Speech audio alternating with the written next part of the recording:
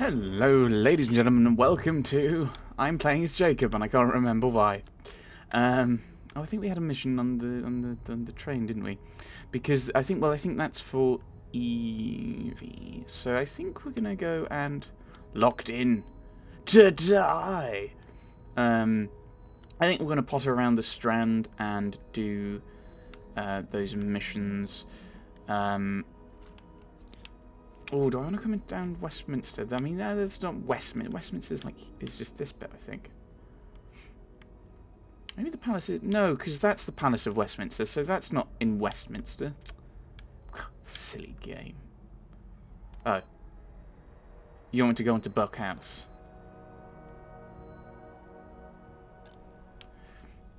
Seems like a bad choice. Right, well, let's go and do this. I'm wondering when to do the databases, because I do want to read them at some juncture. Because we do have quite a few to go. Alright, I mean, I could just actually read them now. Yeah, let's do a session of reading databases. All the ones we've not done yet. Which could be this entire session. Make some interesting videos for a few weeks. Right, let's do that. Enemies. Lucy Thorne, I'm assuming, is not real. This is the problem with having people... It'd be really nice if they were marked as historical people. Lucy Thorne. Lucy Thorne was born middle class in London. Her father was a successful but stuffy tea merchant. Her mother was well educated and the daughter of a minor noble house. She liked the good things in life and grew up among relative luxury. However, increasing family debt would become a problem in her adulthood. Lucy was clever and quick as a child. Her mother educated her in all of the qualities that should have ensured her a successful marriage. But Lucy decided instead to immerse herself in books. The monster. Books. She branched out in the study of obscure religious knowledge, into magic and occult philosophy. Not exactly unusual, quite a few people did that. Arthur Conan Doyle, I think became a spiritist. All really useful stuff in a marriage. Oh, sarcasm, sorry. All really useful stuff in a marriage. In Lucy's teens, her father struggled to run his business and pay for his family's needs. Lucy's home life went downhill quickly as less money came in and more went to pay debts. She was encouraged to find a husband who could provide for her. Instead, she took on work as a shop girl in her father's business, gradually taking on more of the management. In her spare time, she grew more and more taken with occult philosophy and supposed magical objects such as the Shroud of Turin. She collected rare manuscripts, overspending on auctions of rare papers. When she outbid Crawford Starrick at an auction, he tracked her down and attempted to buy the papers.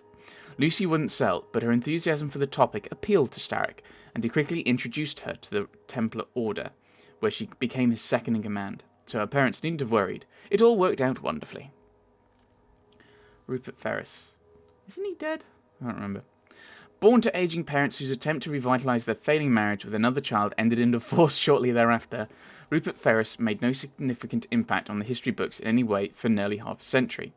But then neither of you, so shut up.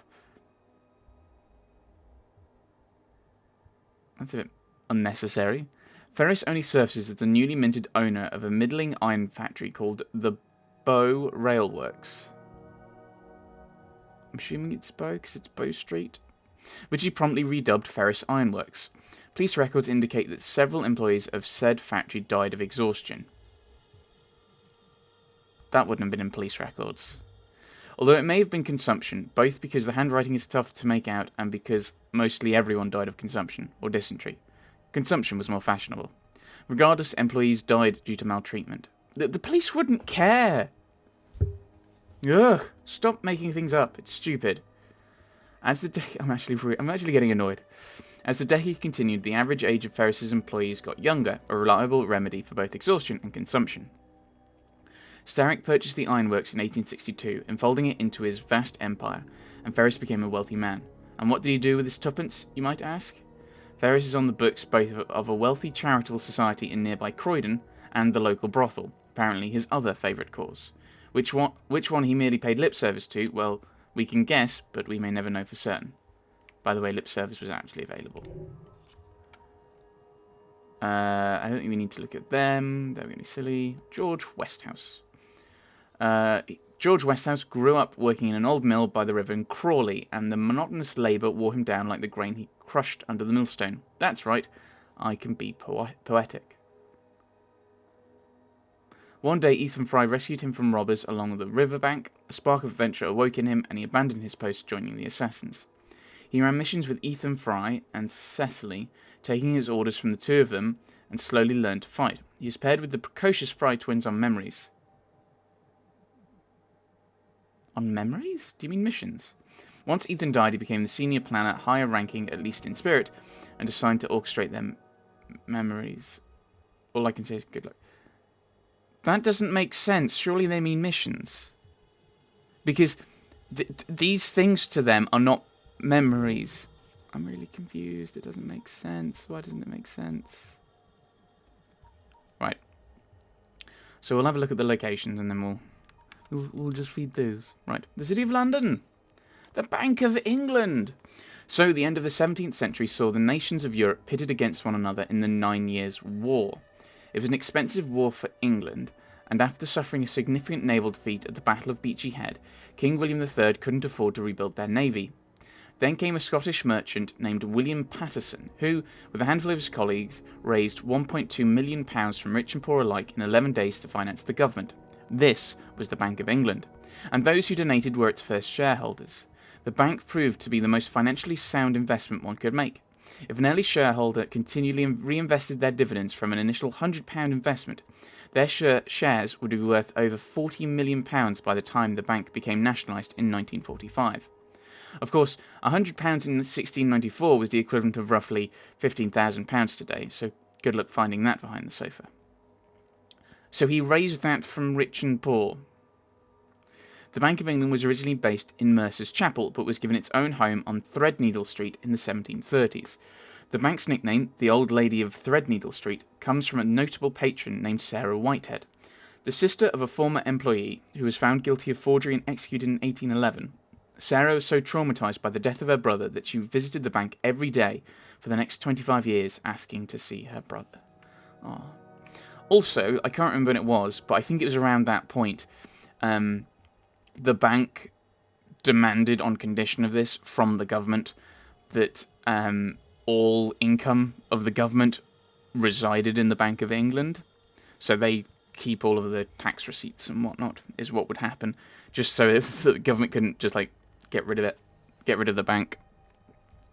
The name Cannon Street has nothing to do with the weapon, but is in fact an English corruption of the street's original name, Candlewick Street, or Candelarith Street, as it was known in the 12th century. So yeah, that would have been Anglo-Saxon. The street, Old English it should be really. The street earned its nickname from the number of candle makers and drapers who lived and worked there in the 12th century. Cannon Street Station was built by the South Eastern Railway following an Act of Parliament in 1861 allowing its construction, and opened to the public on the 1st of September 1866.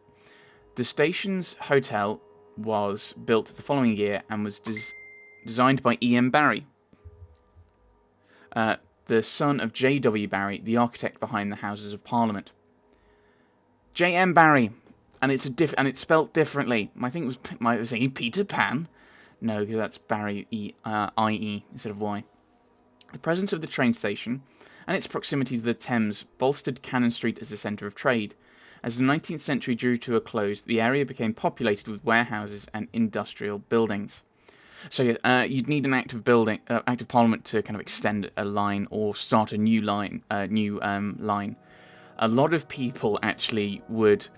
I think quite a few people in the railway boom, I think which I think were the 1840s and 50s, would try and get investment from the local area, saying, yes, I'm going to build you a railway, and then would go to Parliament to try and make sure try and get the legislation passed. But unfortunately, oh no, it didn't pass, and I've spent a lot of the money already lobbying to get it, and the money would never return. The Holborn... Is it Holborn or Holborn? I think it's probably Holborn.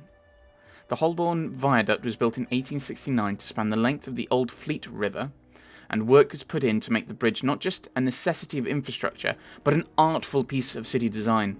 It was painted in red and gold and adorned with statues.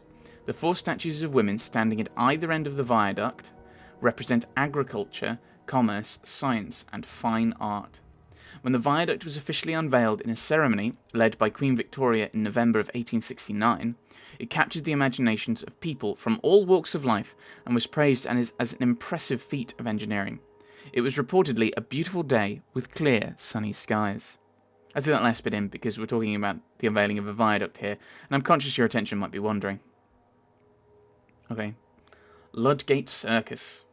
Ludgate Circus and the adjoining hill of the same name sit on, I assume it's just Ludgate Hill rather than Ludgate Circus. Names sit on the outermost edge of the original Roman settlement of Londinium. The wall that ran around the settlement had 6 gates built into it. The gate that stood here was named after King Lud, who ruled pre-Roman Britain around 66 CE. The gate was renovated in the 16th century and enhanced by sculptures of King Lud and his sons. Because if there's one thing that would enhance a gate, it's a sculpture of a bloke called King Lud and his kids. Unfortunately, the city was caught in a wave of Puritanism, and the heads of the statues were quickly chopped off by vandals. The heads were replaced when Queen Mary took the throne. Queen Mary, that, which one?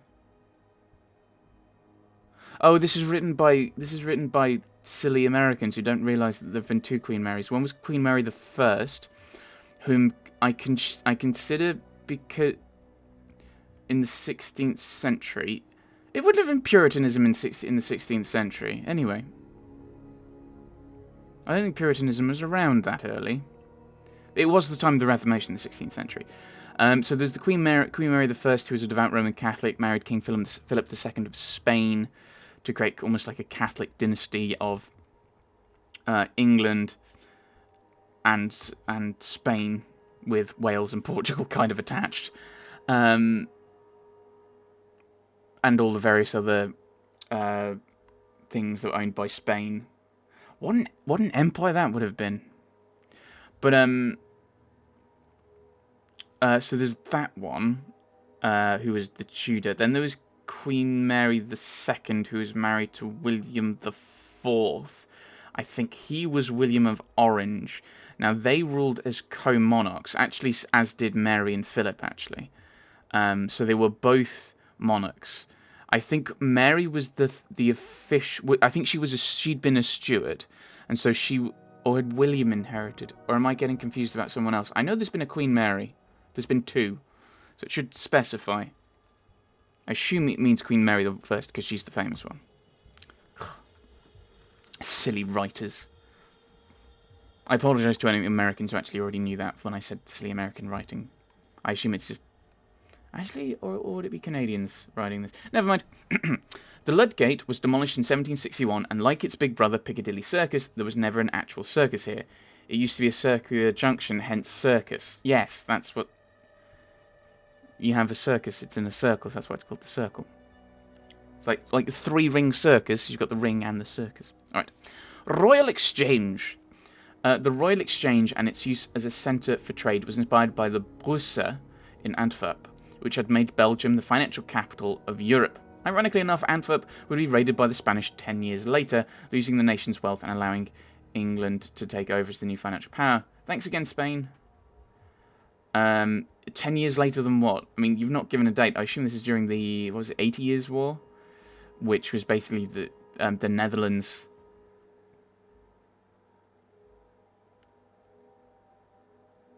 so it was built in 1570. It was built in 1570. It was inspired by that. So this would have been... yeah, I think that would have been during the kind of... So Belgium wouldn't have existed. It would have been the Netherlands as an entire... I'm fairly sure Belgium didn't exist during this time period. It would have been the Spanish Netherlands, and then the Netherlands. And then there was a point when they were the Austrian Netherlands. Yes. Never mind. The main investor in the first Royal Exchange was a wealthy merchant named Sir Thomas Gresham. When the exchange was built in 1570, it featured a grasshopper, the insect on Gresham's coat of arms on the weather vane, and a statue of Gresham in the open courtyard. The statue was the only thing in the Royal Exchange to survive the Great Fire of 1666. Christopher Wren was hired to redesign London, a task about as big as being made editor of the internet, or as it's more commonly known, Google, and he envisioned the Royal Exchange at the centre of the city, with all of London. Oh, this is written by Sean, isn't it? This is written by Sean. Sarcastic British Sean. Why doesn't he spell centre the British way? Because it's written by Americans who don't realise there's anything outside of America. And I'm not referring to all Americans, just the idiots who have written this. Sorry, I'm getting annoyed. Little things are annoying me. The second Royal Exchange was open to the public from 1669 to 1838, when it was again consumed by fire. As flames licked the bell tower, the last song the bells chimed was the Scottish tune, "There's nae luik about the house."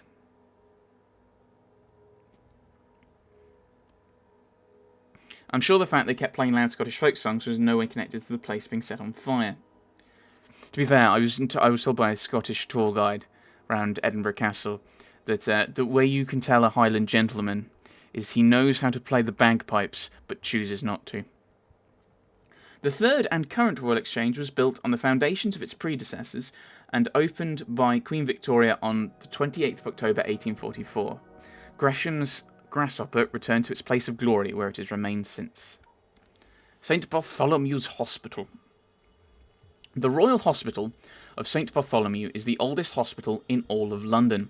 It was built in the year 1123 by travelling entertainer turned Anglo-Roman monk named Rahira.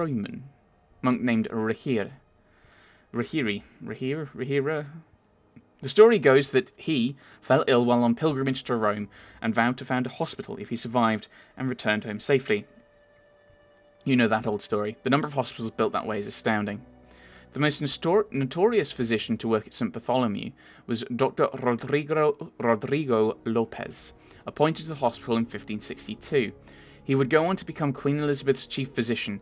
He was arrested in 1594 for attempting to poison the Queen and was hanged, drawn, and quartered in June of that year. Which is quite awful. Awful way to go. Those who don't know what being hanged, drawn, and quartered is, you would be hanged until you were half dead, then mostly revived. You would have your gut opened, your intestines pulled out, I think burned in front of you, and then you'd be cut into 4 pieces. The scandal, combined with Lopez's Judaism, reignited a trend of Jewish villains in theatre, including a revival of Christopher Marlowe's The Tragedy of the Rich Jew of Malta, and most notably, I was just thinking this, William Shakespeare's writing of The Merchant of Venice. So the main villain in that is the Merchant of Venice, and so to make it a happy ending, he was then compelled to become Christian, which a happy ending inverted commas. Everyone gets a happy ending. You're made to change your religion for no reason, and your contract's void because you can't take blood. You can take the pound of flesh, but you can't take his blood, so you can't spill his blood. And that's not his problem if the guy's to give him some blood as well.